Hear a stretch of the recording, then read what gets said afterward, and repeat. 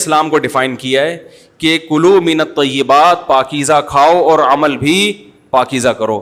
تو جو اصل بات میں یہ محرم ہی کے حوالے سے یہ آیت کا میں نے انتخاب کیا تھا کہ جب آپ پاکیزہ کام کریں گے اور پاکیزہ کھائیں گے تو اس سے آپ لوگوں کو اچھے لگیں گے اور لوگوں کا دل چاہے گا کہ آپ جیسے بن جائیں.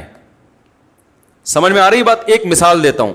دیکھو کوئی بھنگی ہو جو بیچارہ ہر وقت گندگی میں رہتا ہو, اسے آپ سمجھائیں کہ یار اچھی زندگی گزارو, صاف ستھرے ہو جاؤ. آپ نے کسی دن اس کو نہلا دیا, بہترین کپڑے ڈیٹول سے نہلایا, سروس کروائی, کیونکہ ظاہر ہے وہ اتنے دنوں سے ایک کام کر رہا ہے تو وہ سروس کے بغیر دھلے گا نہیں. سروس کروائی آپ نے اس کی, خوب نہلا دھلا کے اس پہ اسپرے چھڑک دیا آپ نے, اور 3 دن تک کنٹینیو یہی کام کیا, تو آپ مجھے بتاؤ اس کو برا فیل ہوگا یا اچھا فیل ہوگا؟ کہے گا یار بڑا مزہ آیا. اس کے دل میں اپنے کام سے نفرت پیدا ہونا شروع ہو جائے گی. تو اچھی چیز میں, اچھی طہارت میں, پاکی میں اللہ نے اٹریکشن رکھی ہے. جیسے صاف ستھرا آدمی اچھا لگتا ہے, گندا اچھا لگتا ہے؟ صاف ستھرا اچھا لگتا ہے. تو صاف ستھرے اعمال والا بھی انسان کو اچھا لگتا ہے. تو اللہ تعالیٰ نے اسلام کو جو ڈیفائن کیا 2 لفظوں میں, اچھا کھاؤ اور عمل اچھا کرو. کیا مطلب؟ ایسا کام کرو کہ غیر مسلم تمہاری طرف مائل ہوں کہ یار یہ بڑے اچھے ہیں. تو کوئی ایسی رسم اسلام میں جس کو دیکھ کر وحشت ہوتی ہو, اس کا مطلب ہے وہ اسلام, بولو بھائی, نہیں ہے. کوئی بھی آپ ایسا عمل کر رہے ہیں, لیبل اسلام کا لگا رہے ہیں, مگر اسے دیکھ کر غیر مسلم کو گھنٹوں گھنٹوں سمجھانا پڑتا ہے یہ کیوں ہو رہا ہے, اس کا مطلب ہے کہ یہ اسلام, بولو نا بھائی, نہیں ہے. تو آپ مجھے بتاؤ محرم میں جو کچھ ہو رہا ہے, کیا یہ غیر مسلم کو اسلام کی طرف مائل کرے گا؟ یہ عمل ہے بھائی. یعنی کوئی غیر مسلم اسے دیکھ کے مسلمان ہوگا کہ یار ماشاءاللہ بڑا زبردست اسلام ہے. افسوس ہمیں اس پر ہے کہ دیکھو جن کا مسلک ہے, جن کا فقہ ہے, وہ جو کچھ کر رہے ہیں انہیں کرنے دو. اپنے بارے میں یہ فیصلہ کرو کہ ہم سنی ہیں یا شیعہ ہیں. فرقے شروع سے چلے آ رہے ہیں نا, شیعہ اور سنی, ختم کرنا تو ممکن نہیں ہے. تو حضرت عیسیٰ علیہ السلام جب نازل ہوں گے تو تلوار کی زور سے تمام فرقوں کو ختم کر دیں گے. تو جو کام عیسیٰ علیہ السلام کا ہے وہ خود کرنے کی کوشش نہ کرو, جو حضرت مہدی کا کام ہے وہ خود کرنے کی کوشش نہ کرو. ہم کسی فرقے کو ختم نہیں کر سکتے, لیکن ہم اپنے آپ کو ڈیفائن کر سکتے ہیں. ہم یہ بتا سکتے ہیں کہ ہماری رائے میں صحیح کیا ہے. تو میرے بھائی, نبی صلی اللہ علیہ وسلم نے فرمایا 73 فرقوں میں سے ایک جنتی ہے. تو یا تو ادھر چلے جاؤ, یا بولتے کیوں نہیں, ابھی نہیں بول رہے تو پھر عمل کیسے کرو گے, یا تو پورے ادھر چلے جاؤ یا پورے ادھر آ جاؤ. مجھے خدا کی قسم اس پر کوئی اشکال نہیں ہوتا کہ شیعہ لوگ ماتم کیوں کر رہے ہیں, شیعہ لوگ یہ سب کچھ کیوں کر رہے ہیں, وہ جو ہے وہ مرثیے کیوں پڑھ رہے ہیں. مجھے اس پر اشکال نہیں ہوتا. ان کے دلائل ہوں گے ان کے پاس, ان کے علماء ان کو بتاتے ہیں. وہ کب کہتے ہیں کہ ہم سنی ہیں, وہ کب کہتے ہیں کہ ہم صحابہ کو حجت سمجھتے ہیں. ایک چیز کا انہوں نے دعویٰ ہی نہیں کیا تو ہم ان پر وہ کیوں تھوپیں ان کے سر پہ. لیکن میں آپ کی بات کر رہا ہوں, میں ان لوگوں کی بات کر رہا ہوں جو اپنے آپ کو سنی کہتے ہیں. تو بھائی پھر سنی ہو تو جو اہل سنت والجماعت کے جو چاروں مکاتب فکر ہیں, حنفی, مالکی, شافعی, حنبلی, اہل سنت کے ہیں نا, ان کی کتابوں میں کہیں بھی اس طرح کی کوئی چیز, بولو بھائی, نہیں ہے. ماتم کرنا اہل سنت کے ہاں جائز نہیں ہے. نبی صلی اللہ علیہ وسلم نے میت پر چیخو پکار کرنے کو حرام قرار دیا ہے.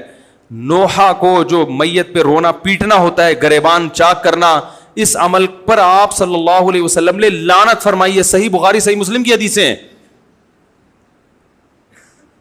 حضرت جعفر طیار رضی اللہ تعالی عنہ نبی کے سگے چچا زاد بھائی میدان جنگ میں شہید ہوئے. 4 بیویاں بیوہ ہوئی ہیں, چھوٹے چھوٹے بچے یتیم ہو گئے.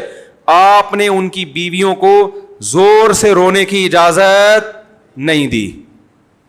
اتنا غضبناک ہوئے جب وہ باز نہیں آئے, آپ نے فرمایا ان کے منہ پہ خاک پھینک دو. حالانکہ بیوہ ہوئی ہیں, قابل ترس ہیں, لیکن چیخ کے رونے کی اجازت حالانکہ وہ تو اہل بیت میں سے تھے. حضرت جعفر طیار ظلمن شہید ہوئے تھے.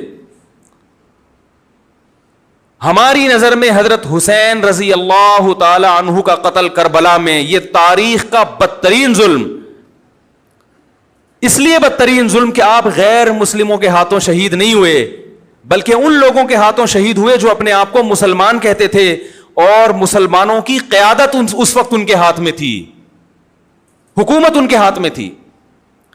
لیکن اس ظلم پہ اہل سنت والجماعت کے ہاں جو سنی ہیں ان کے چاروں مکاتب فکر کے ہاں نہ رونے پیٹنے کی اجازت, نہ نوحہ کرنے کی اجازت, اور نہ میرے بھائی ماتم کرنے کی اجازت. میرے بھائی آپ لوگ اللہ کا واسطہ محرم میں مرثیے نہ لگائیں. ہر گاڑی میں کوئی نوحہ چل رہا ہے, کوئی شیعہ ہے تو ٹھیک ہے وہ کرے, سنیوں پہ یہ کام زیب نہیں دیتا, کیونکہ یہ منافقت ہے. پتہ ہی نہیں چل رہا آپ ادھر ہو یا آپ ادھر ہو, آپ کا مسلک کہیں نہیں پتا چل رہا. ہمیں ایک مسلک کو فالو کرو.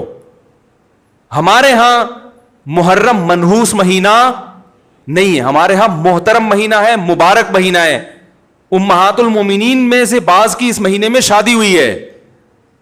ہم شہادت کو نحوست نہیں سمجھتے. 10 محرم پہلے سے مبارک تھا, حضرت حسین کی شہادت کی وجہ سے اور مبارک بن گیا, منحوس نہیں بنا. شہادت مبارک عمل ہے, منحوس نہیں ہے. ہم اس مہینے میں کالے کپڑے نہیں پہنیں گے, ہم اس مہینے میں خوشیاں منانے کو جائز سمجھتے ہیں. لوگ کہتے ہیں ان کو حسین سے محبت نہیں ہے. محبت کا جو طریقہ حسین نے بتایا اس طریقے پہ عمل کرنا حسین سے محبت ہے. جو طریقہ حسین سے ثابت نہیں ہے اس طریقے پہ محرم کو منانا یہ محبت کا طریقہ ہماری رائے میں نہیں ہے. سمجھ میں آ رہی ہے بات کہ نہیں آ رہی ہے؟ اور ایک میں وضاحت کر کے بیان کو ختم کروں. بھائی یہ کوشش کریں گے نا, اس کی محرم نہ منحوس مہینہ ہے, نہ اس میں بلائیں نازل ہوتی ہیں, اس میں خوشیاں منانا بھی جائز ہے, اس میں نکاح کرنا شادی کرنا بھی درست ہے. یہ جو مشہور ہے محرم کی شادی ناکام ہوتی ہے 100% غلط ہے. جو شیعہ حضرات ہیں وہ بچیں اس سے.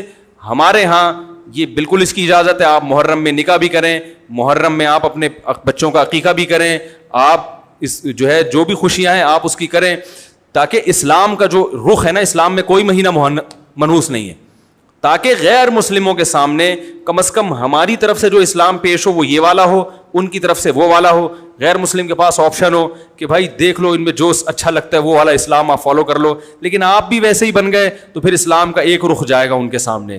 سمجھ رہے کہ نہیں سمجھ رہے؟ تو اس لیے یہ گھروں میں مرثیے نہ لگایا کریں. میتوں پہ نوحہ کرنا, غم منانا ہماری شریعت میں پسندیدہ. 3 دن تک تعزیت ہے بس, اس کے بعد نہیں. اور عورت کے لیے شوہر کے مرنے پر 4 مہینے